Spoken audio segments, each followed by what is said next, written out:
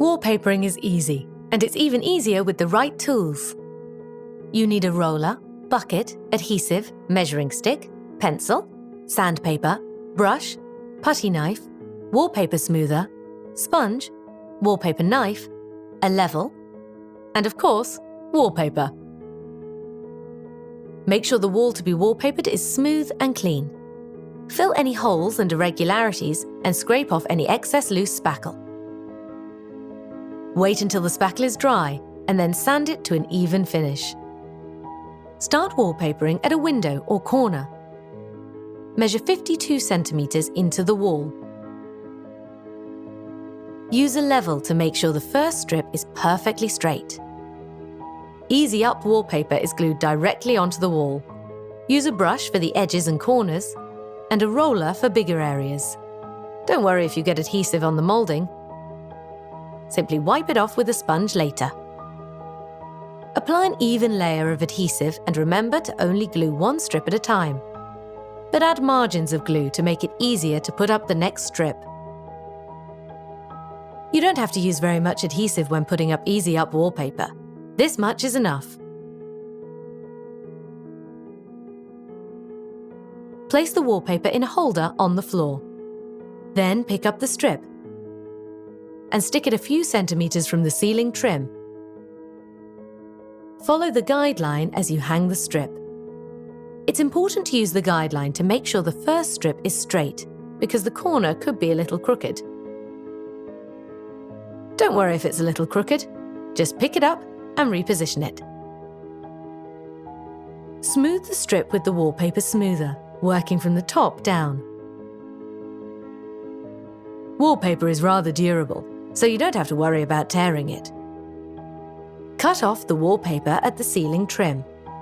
If you don't have a ceiling trim, hold the knife like this instead for a nice edge. Cut the corner with scissors. Then cut off the wallpaper at the baseboard. Wipe off any excess adhesive with a damp sponge. Use plenty of water, but don't rub the wallpaper. Now it's time for the next strip. If you're using patterned wallpaper, raise or lower the strip to match the pattern. Place the strip as close as possible. 2 to 3 millimeters away is enough. Apply the strip gently so that it doesn't slide down. Then carefully slide in the strip and adjust it to match the pattern. If you see any bumps, smooth them immediately with the wallpaper smoother. Cut off the wallpaper at the ceiling trim and at the baseboard. Wipe off any excess adhesive with a damp sponge. Change the water now and then to keep it clean throughout the process. Now you simply continue with the rest of the room. Use the same technique when wallpapering around doors and windows. Put the strip up towards the ceiling, press it into the edge, and match the pattern to the previous strip. Lift up the portion of wallpaper covering the window or door. Press the wallpaper into the window or door casing. Feel for the corner and cut a notch from the top down.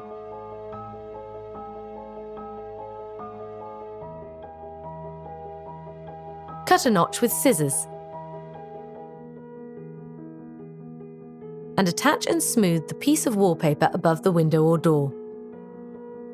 Use the wallpaper smoother to press in the edges at the ceiling trim and casing. Then cut with the wallpaper knife. Press in the edge with the wallpaper smoother and make a clean cut from the top down, about halfway down the door. Cut off the strip a bit past the baseboard to help make a clean edge between the door casing and baseboard. Press the strip into the door casing and baseboard. Make a clean cut along the window or door casing and baseboard. It's easiest to use scissors for the corner.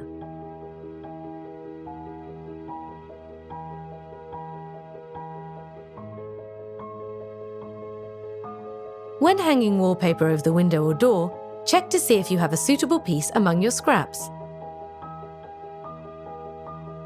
When you reach a corner, it's time to measure again, because corners aren't always straight. Measure the distance between the last strip and the corner in 3 places.